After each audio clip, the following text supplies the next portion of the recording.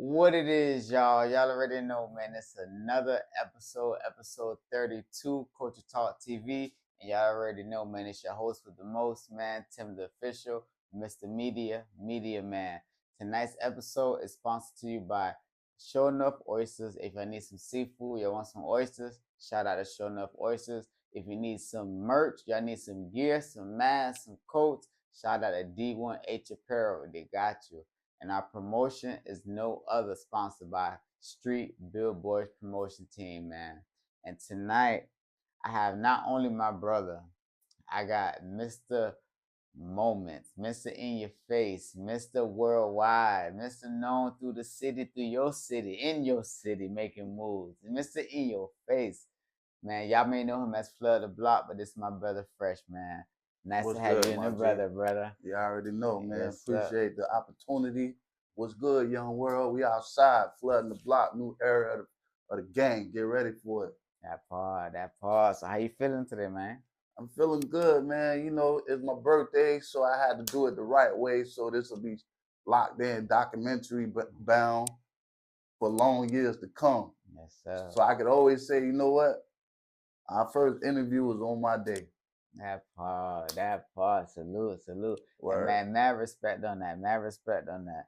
So I mean, before we touch in, so you just said it's your birthday weekend. So how you feeling? How you feeling turning another, man? Man, even outside of my birthday, man, it's been a full-fledged wave in the last couple of weeks. You know, doing movies, doing commercials, working on new projects, uh, working with a lot of people in town, out of town.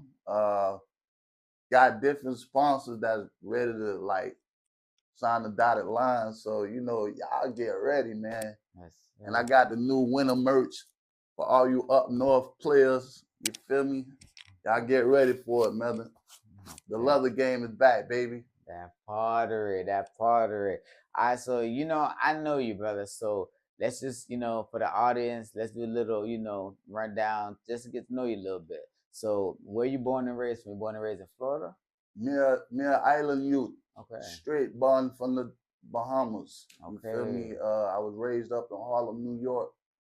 You feel me? So Harlem World on the rise. You don't want to fuck with these guys. Hey, that part. Yeah. So tell us a little bit about Shoot Harlem. How was growing up there? Whew.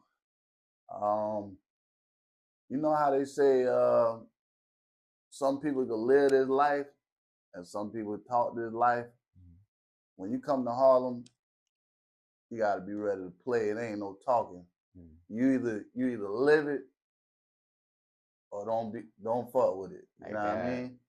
Okay. Yeah. So the good thing about me living there, you know, I had family that stayed there that had crazy rank in the street. So it was kind of like I was the cousin who got the cool little cousin. I was the fly boy. You know, most people from Harlem, they pretty boys, but you know, some be knocking when they buck. You know what I'm saying? So I was one of them type of players that was pretty, but didn't play too close because you know I still got that southern in me. Right. I'm from the Broward County side. You know what I'm saying? Right. So I had to go up there and represent and let them know. You know, Broward County, we get dirty too. You know what I'm saying? For sure. So how was that transition from? So did you move from Broward to New York or from New York to Broward?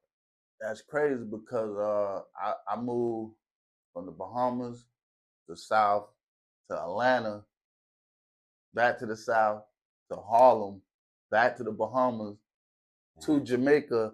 I'm half Jamaican too. My dad Jamaican. Rest in peace to my dad. He the one who told me to keep going. So that's why we're here today. Mad respect. You know what I'm saying? March the 24th of 2.5 years ago, he took it up top. You know what I'm saying? Yes, sir. I understand. It's us. Now you shining in his glory. What you mean? Yeah. You know what I'm saying? I got the muscle right here. Daddy, what's up? That part. Got the power moves coming. Yes, sir. So dang, so you did a lot of moving around. So Yeah. how was it? How were you able to like stabilize just being able to move? Like, did you just adapt naturally, or was it a struggle? Uh, you an islander yourself? I got island in my blood, but I'm from here though, born and raised here though. Broad, Yeah. yeah. Well, as an islander and where we from, there's no there's no second option. You either make it or you don't make it. You feel me? So when you come to the South or New York or anywhere, you just want to make sure you put your work to it, because you can get caught up in the game anywhere. Right. You know what I mean? But where I'm from, there's no second chances. Mm.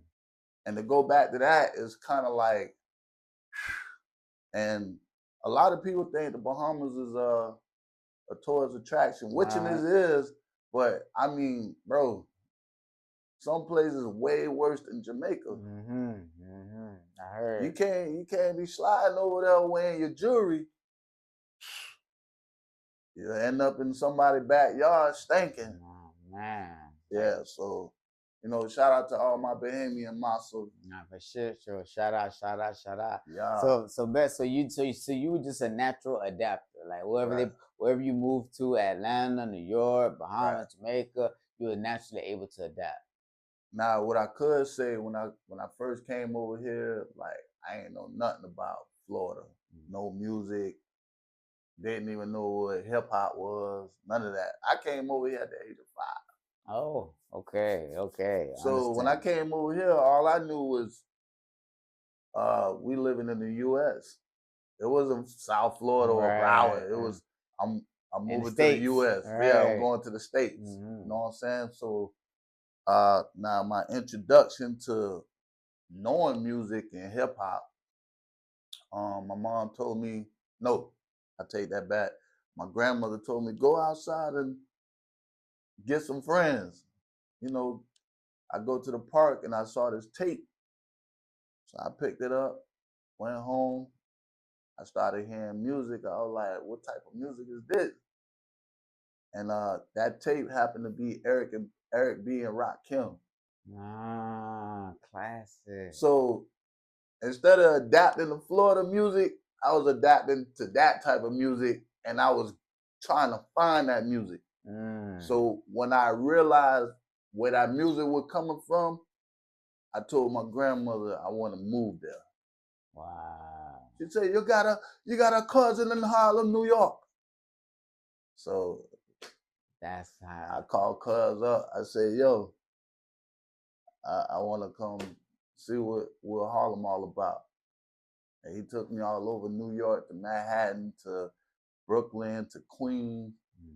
And because he had rank, we was able to kind of move the way we needed to. But if he ain't had rank, yeah, I probably would have left Harlem quick. I understand. Because I, to be honest with you, I left because he had an issue.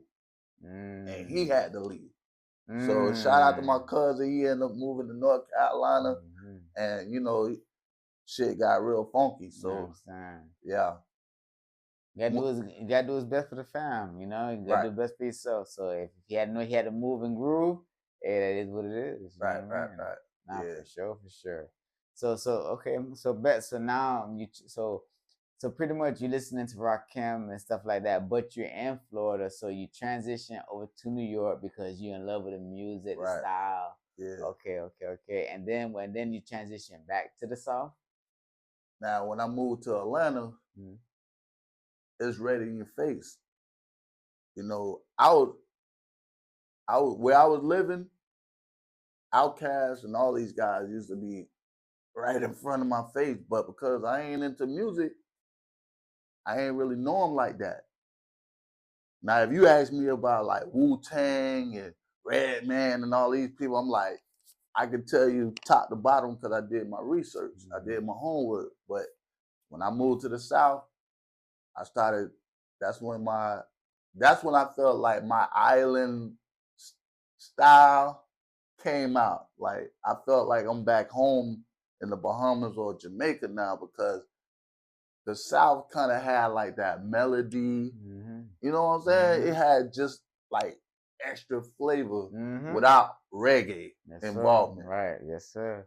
So, and it was a reggae dude. I can't remember.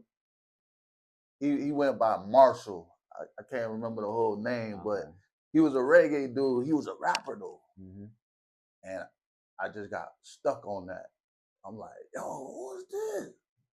And he was rapping real fast, but he had the little Caribbean thing going on. I'm like, Mm-hmm. oh, well, I'm kind of liking this All swag. right. So that's when I started realizing I want to listen to everything. Mm-hmm. So I just started listening to everything, jazz, rock and roll. Mm-hmm. When I was in elementary school, I was uh, I was in a music class, and the lady saw something in me, and she started teaching me how to play a saxophone, the flute, and the violin. I was really good at the violin, Yikes. like to the point right now I haven't touched a violin in years, and I probably could pipe it right now. Shit. Yeah, word. That's And different. and that was my introduction to music, and I realized I was loving it more than I thought I did. Mm.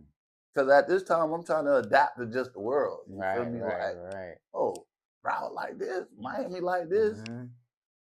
and that was my introduction to music to the point where it was like my first output of music was me writing poems. Mm. Check this out. When I first met you, I guess the timing was right. It's like a fantasy dream. I found my love from eyesight. Who do you love? I guess me. I'm supposed my love had truly grown for your mind, body, and soul. And now you know it's up into the mountaintop like house on the prairie, and my love is picking crops. I couldn't get you off my mind like Mary J. Blige. Why you feeling my affection like I'm giving you a back massage? Your love truly works in mysterious ways. You're like a blessing in my arm, like a return praise to me. I say, I feel like you're the one for me. You got me weak up in my knees like SWV. I'll make it last forever like my name was Key Sweat. We could drive fancy car to the world on a jet and I accept anything that you want done. Dream them fantasies, reality I become. Mm. That far. That far. I write poems for real.